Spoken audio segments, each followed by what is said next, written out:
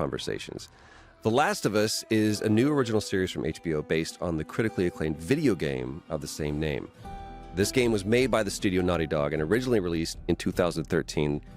I'm joined by showrunners Craig Mazin. Hello. And Neil Druckmann. Hey, Troy. And as showrunners, Craig and Neil have remarkable insight into how each episode was made and what went into shaping the key moments that we're going to unpack. But each of us have a unique perspective on the series because of our involvement with the game. Craig, writer and director, is approaching as a fan who was so moved by his experience that he wanted to adapt it for television. Neil, co-president of Naughty Dog, was one of the creators of The Last of Us, and myself, an actor who played Joel in the game. Now, this is a weekly podcast which airs after every episode airs, so this will be a very spoiler-heavy conversation. So we definitely encourage you to watch the episode and then join us for the conversation afterwards. Before we get too into the weeds, maybe we could help kind of set up, Neil, your involvement and the games that we'll be referencing. Yeah, so my name is Neil Druckmann. I was the creative director and writer on the original Last of Us game that came out in 2013. The genre was a survival action game. It's a story that takes place in a post-apocalyptic world that has been ravaged by a cordyceps outbreak. And we follow Joel Miller in the Boston quarantine zone, where Joel is a black market smuggler, and he gets tasked with transporting Ellie, who's special for some reason, across the United States. We wanted to make an experience that really explored the unconditional love a parent feels for a child. How can we construct a story that through its interaction, through its characters, through the relationship, through music, through everything we have at our disposal, make you feel the wonderful and horrible things that can come out of love? Yeah, you know, when we wrote that show Bible is just a long outline, basically. Right there on the front page, I think we said this is a love story. And that's not good, because what we wanted to dig into is the theme that came out of the game. Naughty Dog, Neil's company, made The Last of Us. They made The Last of Us Part 2. They made Left Behind, which came out in between those two games. Throughout those games, and I think throughout our series, we will continue to come back to the notion that love conquers all, and that's problematic. That we think of love as this solely positive thing. A beautiful thing, and it is. But love, especially the love that a parent has for a child, is primal, and it can lead to the most intense fear, and the most intense fear can lead to the most intense behavior, including violence. And if you scratch the surface of tribalism, racism, xenophobia, you will find love. Love is not always good. And when we talk about this show, and as we go episode by episode, we're going to meet people that love each other over and over and over. And we're going to see this dynamic play out over and over and over. What brought this about? Was this kind of the agents talking to each other? Was this a Twitter romance? Like how did this come to be? Actually, it's our mutual friend for all three of us, Shannon Woodward. So while working on Last of Us 2, she's one of the cast members of that game. She made an introduction for me and Craig. And, you know, at the time, I'd already had one failed version of trying to adapt this into a movie where it just, to put simply, it was too big for a movie script. And no matter how hard I tried, I just could not crack it. So there was still conversation about, is there no way to approach it a different way? And so that conversation is happening. And then I eventually watched Chernobyl, and I'm blown away by it. It's one of the best TV shows I have ever seen. And then I found out, it's this guy that Shannon introduced me to that I haven't had a chance to have lunch with yet. So I immediately want to meet Craig now that I've seen Chernobyl. After I played The Last of Us, I was just in awe of the game. I was in awe of Neil. I didn't know him, so he just seemed like this mysterious sage on a mountain somewhere that I could not approach. But as the years go on, I become friendly with Shannon. I hear that she's working on The Last of Us Part 2. I'm obsessed. And she says, you know, you and Neil would be best friends. And I'm like, awesome. How do I do that? And she goes, well, he's sort of shy. It's kind of hard to get through to him and he's really busy. And I'm like, okay, well, I would just love, at any point to just sit down with him and just tell him how much I love what he's done. And at the same time, Sony sent it to him again. And this time he was like, ooh. Seeing the final version, seeing it edited, I loved it. As a fan, it catches you off guard and already signals to you everything you think you know about this, Right. you don't know about this. Yeah. And I thought it achieved what we were trying to achieve with that other opening in a much more effective, dramatized way that starts giving you clues or like theories of like, maybe this is how it started. We're not saying definitively, but it's a pretty good theory. Yes. Because then you're going to these like quote unquote mundane moments with the Miller family. And this elevated all those scenes because now because of that opening, there's a tension that's just like hanging in the air. So when they're having breakfast, it's tense. When they're driving to school, it's tense. When she's in that watch shop, everything became more tense and more captivating because of this opening. You contextualized it. Yeah. Yeah. And there was also a chance to address the elephant in the global room, which is we all just went through a viral pandemic. And I thought it was important to say to people, we are not a show that's asking you to share some of your own personal horror about the viral pandemic with us. We're not drafting off of it. We're here to tell you there's actually something much worse. That viral pandemics will happen again. They have happened before. There will be millions of people who will die again. This is part of the natural cycle of the planet. But what has not happened yet is a fungal pandemic. And if it does, we're not making that up. It's going to be terrible and possibly unrecoverable because fungi are far more complicated and far more integrated into the life and death cycle of the earth than viruses are. So we wanted to sort of acknowledge that everybody went through this and then dig in a little underneath it and say, sorry to tell you, but there's something worse behind it. Viruses can make us ill, but fungi can alter our very minds. There's a fungus that infects insects, gets inside an ant, for example, travels through its circulatory system to the ant's brain and then floods it with hallucinogens, thus bending the ant's mind to its will. Because you're making this for two audiences, right? There's two people that are sitting down and watching this. People who have played the game, people who haven't. Right. So this feels like it's taking the people that have no idea what the story is about and helping to contextualize what the story is really about. But then also saying to the people who have played the game, get ready. Yeah. Be on your toes. Yeah. And I think that it is value added for people who have played the game because I've played the game and I was always sort of on alert for that. If there's something comes in that's wildly different and new, would it feel to me as somebody who played the game like I'm getting to see awesome new stuff as opposed to just different or pointlessly different. One of the things that the opening does is place everything also within the context of a longer time span. It was important to me that this opening take place many, many decades before Cordyceps comes around because I like the idea that these things that come and get us don't just show up when we need them to because we're starting to air a television show. Somebody knows 30, 40, 50 years ago. It's a slow burn. Today happens to be the day it finally happens, but it was waiting out there and we were told, and that's a very, kind of Chernobyl thing that I'm obsessed with is the idea that we know things and we all agree that they're going to happen and then we pretend they're not. For what this show is really about, you really took your time to show a single infected. You know what I mean? Yeah. Like the first time that you do see someone infected, it's the wonderful, neighbor next door. Yes. Nana. Which was horrifying. Good. And the thing to me that was so horrifying is, and this is, to me, it's not a cliche, it's a very useful tool. When animals pick up on stuff before we do. Yes. That moment with dog, it's just terrifying. I remember experiencing the prologue of the game, and when that neighbor shows up and Joel has to shoot him, it's terrifying. And we thought, well, we have an opportunity to meet that person first.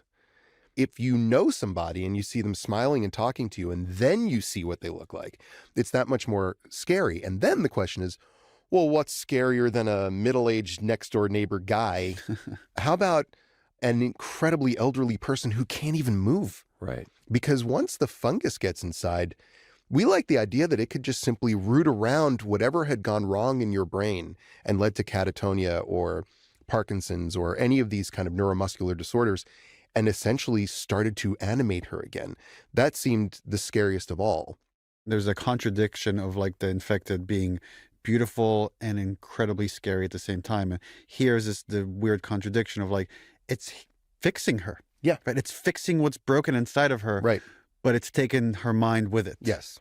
That this person who essentially was the kind of, you forget about them, right? She tries to feed her Jell-O. Why am I talking to her? She's deaf. She's kind of comic. We made a point of making this sort of joke about how she couldn't even eat biscuits. Right. By the way, a lot of little details are going to come back around. We don't want to give spoilers, but I will say this. Careful viewers of this episode will be rewarded repeatedly because little bits of breadcrumbs have been planted that are going to pay off later in interesting ways. Both of you have a separate attachment to these characters. And for you, Neil, this is a story that you helped create, you helped shape these characters. How do the two of you create a new story that remains true to the one that brought you to where you're at now? So Craig and I started working while we were at Naughty Dog finishing Last of Us Part 2. So Craig would come over for lunches and we would start breaking the season. And I think one of the first things we did is just talk about what stays. What are the things that like we should absolutely keep? And like the outbreak being from Sarah's POV, that felt like an important thing to keep. And I think we just started putting a bunch of pins in things. And then you start looking at, well, where are the gaps? Where are the things that we felt like the game is doing something that would not work on the show? And usually it was surrounded with a lot of action, because for the game, you need that kind of gameplay, and you have to have enough gameplay to understand how it works and works on an instinctual level to create certain emotions that you just cannot create in this other medium. But there's a lot of other pros that you could do. You could expand on things, like when we're saying you're going to be with Sarah for a while, right? You could really stretch that out and get to see more of the dynamics of this family in a way we could not do in the game. But you're coming in it as a fan. Yes. Right? So how do you take the story and translate that story into a medium that it was not originally intended for? I really enjoy playing stealth-based action games, always have. And The Last of Us provided some really cool stealth-based stuff. And then obviously there's sequences where it's just full-on crazy. And then completely separate from that was the experience I had of watching what I hesitate to use the word cutscene because it diminishes, I think, what you guys did, which was to create a passively experienced work of art with narrative and character relationship that I could watch like a show or like a movie. It's more than a cutscene is a non-interactive moment in the game where you get to watch like a TV show, a sequence that's played in front of you cinematically. Usually it's 1 to 5 minutes long. Yes. So when I sat down with Neil, part of that process of like, okay, what do we keep was really, to me, it was all about figuring out what I experienced passively that I loved. And the very first thing I remember Neil and I talking about, that was, okay, let's step aside from the way the game works and let's just talk about what we would do. And I remember we were talking about how to quickly and effectively dramatize how different Joel was after 20 years. We meet him, we see this traumatic event occur, we jump ahead in 20 years. How do we show in the most visceral way, unburdened by teaching people how to walk, move, jump, and crawl? Right. How do we show how different he is? And that's when we came up with this notion that after experiencing his daughter dying in his arms and how broken that made him, 20 years later, he's the one who has no problem picking up another dead body of a child and dumping it into the fire because he's closed off completely. the mirroring of that for me when I'm watching the episode, because you go from a father holding the child to the 20 years later, you start on this boy walking mindlessly almost, seeking asylum. What if I told you that after we gave you some medicine, we're gonna find you your favorite food to eat? Would you like that? And then we'll get you some new clothes and toys, as many as you want to play with.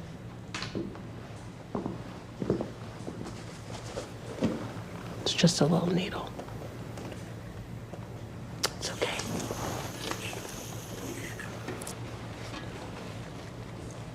You're safe. I thought we did a really good job there because there's all the stuff we want to teach people, just like, you know, in a video game, you teach them, but you have to teach them in a different way because they need to move around. Here, we're not moving around, we're watching. And we wanted to show that Fedra was not an easy villain, but also certainly not the good guys. We wanted to establish the scanner because that scanner comes back later. Just a little simple practical thing like that matters a lot when you're watching, to show what it means when the light turns red and what the cost is when the light turns red. Right. Yeah, this is actually a great example of a change made from the game, because the equivalent of the scene in the game is right after the 20 years later, you are walking around as Joel and you see people lined up, getting scanned, and one of them tests positive and gets shot, which it tells you a lot about how Fedra operates and what the scanner is, which also, again, serving similar functions, but in a more immersive way that it feels like something you could miss. As well as also because Joel you can just walk past her. It is something that is happening as you're moving. It is a pedestrian, borderline banal thing. Like people get lined up, people get pulled up, people get test positive, people get shot. Which is a tonal thing. Yes. Because the other thing is when you are playing a game, I can't necessarily explain why, but somebody getting shot in the street in the QZ and then other people going, move along, and people move along, feels acceptable. When you are shooting live action with people, if someone gets shot in the street, people are going to scream.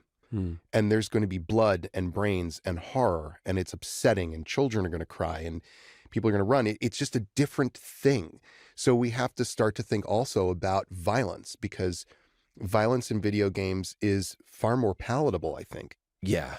One thing, like if we want to talk about things we didn't get right. Yes. What?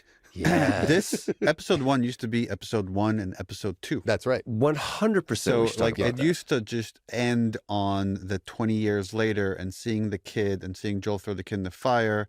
And that was it. That was episode 1. Why the change? Well, HBO, I think correctly, and this is where you want good partners at the network, right? Like I always feel like the best network executives are there to honestly represent the audience. That's what they could do best. They're not supposed to write things for us. They're supposed to tell us how they feel, and we're supposed to have faith in their proxy ability.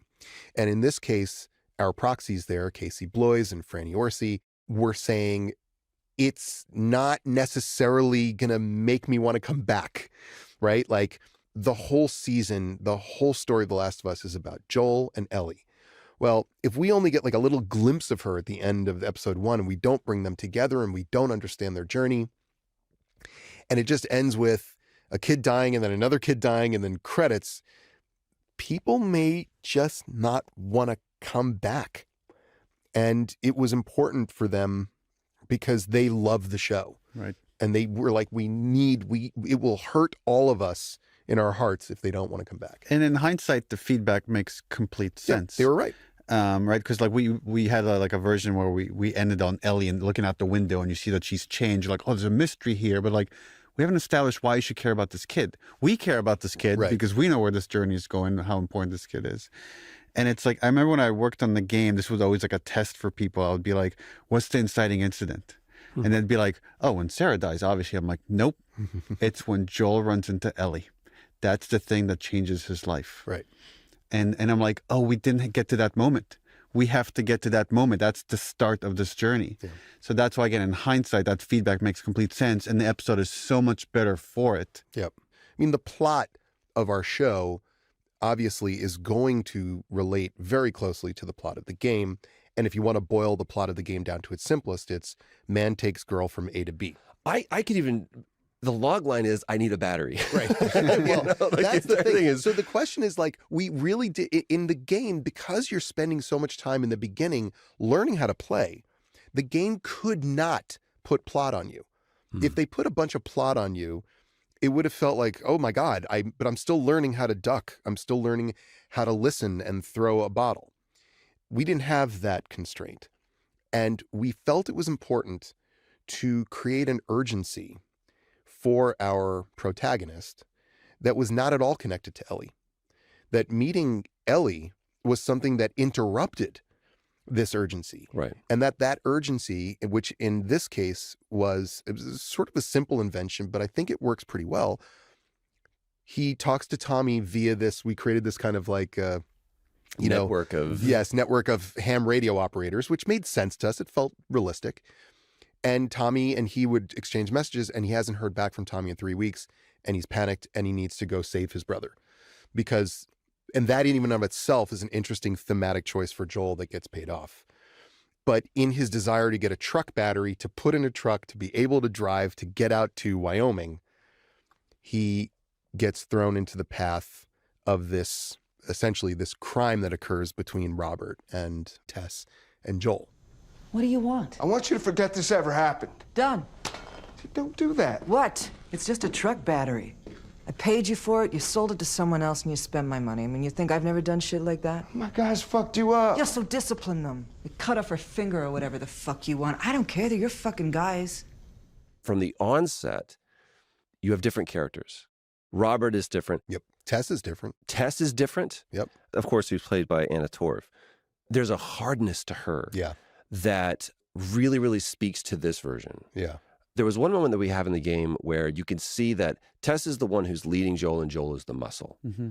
There's some stuff that makes me angry that Pedro does because it's so good. Even his reaction when Tess says he got the battery. Nothing's lost. This shit like this is gonna happen. Now we just shake it off and we go get our cards back or the battery. I need the battery, Tess. Truck's no good without one, and if I don't get to Tommy soon, he's gonna die out there. His reaction sells the desperation of a simple thing. I need you to take a breath.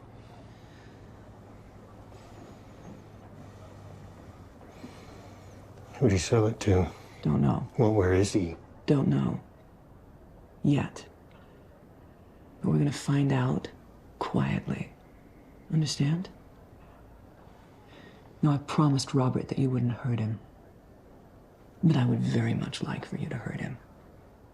So let's go hunt that motherfucker down and get our battery and our truck. And then we'll go find Tommy. All right? She's kind of treating him like a child. I need you to take a breath. And that makes him feel so dangerous. Yep.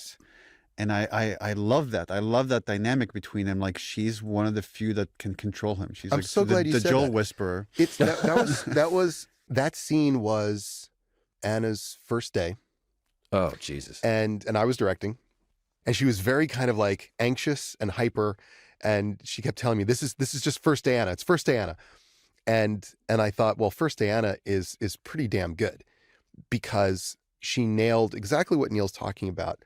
The notion of Joel as a little bit of a Frankenstein monster. It is more dangerous to know that there is something volatile in him, that if she doesn't calm him down, he will go out there and hurt people. Now, this is not the same man we saw at the beginning of the episode. Something profound has changed. But what is interesting about the relationship as it progresses, and we will see more next week when hopefully people return to watch the next episode that Neil directed, that relationship is more complicated than we think. But the way she gently took control of that situation tells us everything we need to know. She is smart. She is insightful. She cares about him, clearly. There's a love there, which is quite beautiful. And she is the only person that ultimately, I guess she's been sort of using him when she wants to let the genie out of the bottle. She says, I would very much like for you to hurt him. Well, that's how you know that when the time is right, she's going to release him. And that was a command. Yes. So here's what I want you to do. Yes. We're working our way kind of towards the end, and there's another divergence. Speaking to before, we just kind of stumble upon Ellie. Yep. We really get the opportunity to establish Ellie well beforehand. We see this unique relationship that Marlene has and the involvement there. So can I go? No. I won't tell anyone about any of this. I swear. Where are you gonna go? Back to Federal Military School? You that anxious to be a soldier? You think I chose that place? They put me there when I was a baby. It's for orphans. They didn't put you there. I did. Ellie. I'd love to talk a little bit more about where that came from and Sure. why not just stumble upon Ellie like we did in the game. Part of the reason we would have had to wait that much longer to see Ellie. Yes, and also there was something in the game that felt natural about discovering her in this process as Joel, because you are Joel in the game. But we are not Joel watching the show. Yes. And so it felt almost diminishing if we just happened to just land on this kid. We wanted a chance to meet her alone.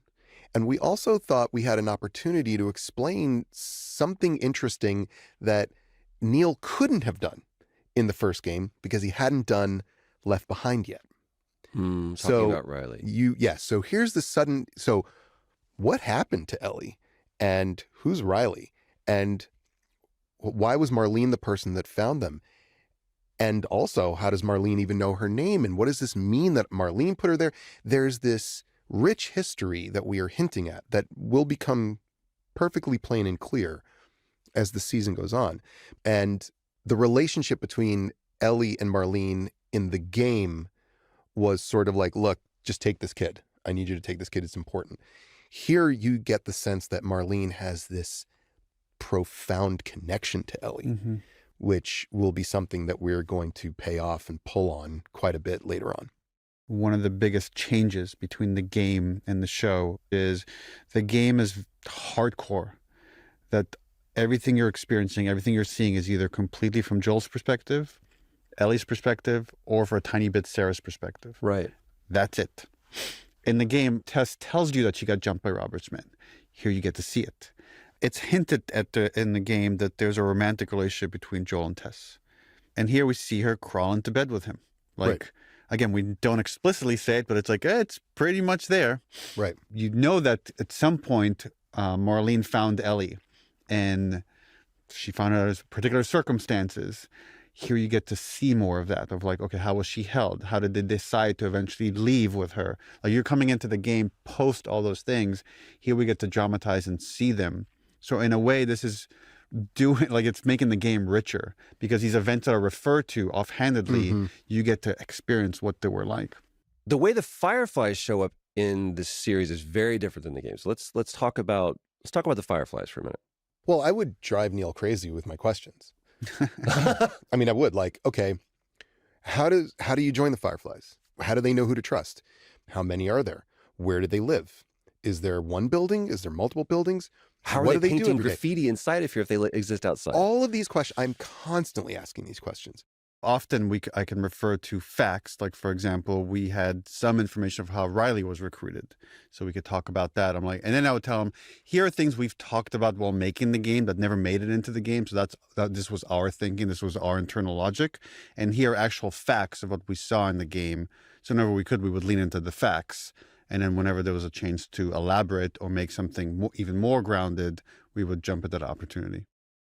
So we have to talk about Bella Ramsey, who, of course, plays Ellie. You know, we always said, like, Neil and I said, we know the character of Ellie as it was inspired by the game.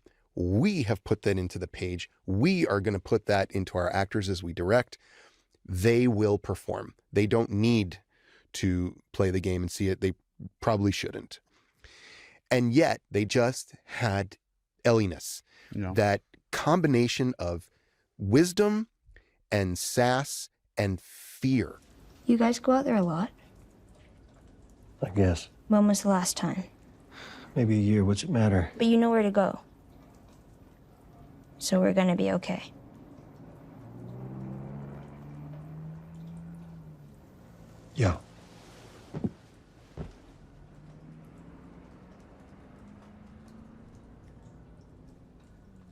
So what's the deal with you anyway? You some kind of bigwig's daughter or something? Something like that. But I love that scene because when he wakes up, she's afraid. She doesn't want to show him she's afraid, but she asks questions that indicate that she's afraid, which catches him, and this is where Pedro is amazing, leaning forward to put her at ease, because no matter how closed off he insists he is, he's not. When He's a dad, and he will always be a dad. Always be a dad. It just kind of comes out, right? There's this, he can't help himself, but he's certainly not going to be demonstrative about it. He's certainly not going to go over there and say, listen, it's going to be, he's not going to be okay. comfort her. This is as good as I can get. And if he had, she would have been like, oh, hey, who the fuck are you? But of course, then after he does that, she turns around and gives him shit because she's Ellie. Yeah. And she's paying him back for him being a jerk when he walked in the room in the first place. There's another moment specifically between Joel and Ellie right towards the end. They come out of the tunnel. You gotta be shitting me. Okay, let's talk this out. Turn around. Yeah, Get on hold your on. fucking knees. Get on your fucking knees. Hold on. What did I fucking tell you, man? I said stay the fuck home. Get on your knees. Ellie pulls at the knife. She stabs him. The use of flashback is a really Dangerous. It's a dangerous trap. Yes, it right? is. Most people, I think, use a flashback as a cheap way of exposition. Right. That's not what this was. No. The flashback was A flashback. you need to see what's happening inside of his head right now. like a traumatic flashback, like a proper one. And you see that this man has PTSD. Yes. And he doesn't get angry. There's no even sense of survival. It is pure rage. Well, it is pure rage when it manifests, but right before it's pure rage, if you look at Pedro's face, and he's so wonderful in this moment, it's this crushing sadness. Before the anger is mourning and grief. You can see his heart breaking all over again. And in this, he's very close in the frame. And I remember on that day, we had gone through a bunch of those things, and we were still, kind of finding Joel because it was early, in the process and making this first episode. And one of the things that I kept saying to him was because you're so naturally tough and gruff and masculine and Joel, the more you can show me a scared, sad, frightened kid inside of you, the more I will connect with you and feel everything else. And that was the moment where he came to me and goes, I got it. That's it. There's Joel right there. It's that moment before he goes crazy. And then when he goes crazy, I understand why. It's not to punish this guy. Yes. It's because his heart is just blown open. Then there's also the moment after. And then there's the moment after. To me, the moment is, I did it again. Yep. This almost look of apologetic and realizing I just did this in front of a girl, and he looks, and then there's the look from Ellie. Yeah. That's my favorite. Any 14-year-old girl Yep. would be mortified by what she saw, and she's leaning in. Yep. Look earlier in the episode when Joel hits the old lady in the head with the wrench. Sarah is horrified and cries, even though that woman was trying to kill her, basically. And she says, you killed her. She can't believe what she just saw. She just saw her father murder someone. Ellie sees something that isn't one swing. And that guy wasn't even threatening Joel's life. No. And he beats him to death it punches him over and over and over. And Ellie is activated. And this is going to echo forward. This is something that Neil and I talked about a lot, which was understanding where Ellie goes and understanding what the connection is between Joel and Ellie. That there's a thread between them that is more than just, I used to have a kid and you're also a kid. There's something else. That there's the connection already between Joel and Ellie that is different from his connection with his own daughter, and perhaps potentially stronger and certainly potentially more dangerous. Right. There's a looking up to what this man is capable of. Yeah. That Ellie wants for herself. I want to pick on one last thing. And Neil, I know how much music means to you with this story specifically. So we end the episode on the Depeche Mode. Yeah, Never Let Me Down Again. Yeah, Never Let Me Down Again. There's a couple of different